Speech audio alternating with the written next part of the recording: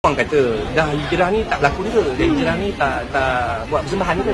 Sebenarnya orang hijrah ni kita cuma berubah daripada dulu kita tak semayang, dulu kita tak baca Quran, dulu kita tak datang masjid, dulu kita tak kawan orang masjid, dulu kita tak ingat mati. Itulah hijrah saya, bukan hijrah ni aku tak kerja. Orang kadang-kadang tak faham. Apa yang saya reti kalau kata saya nak pergi, orang kata oh nak buka perniagaan begini-begini, saya tak pandai. So saya tahu 30 tahun berlakon, saya tahu menyanyi, saya tahu mengacara. So saya terpaksa survive. Buat apa? Sampaikan satu ketika dulu saya nak sambung belajar Quran di Mesir. Sebab apa? Sebab tak ada kerja. So apa yang what are you doing for living? So saya jual semua apa yang saya ada.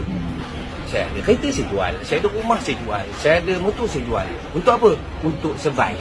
So sekarang ada offer lah.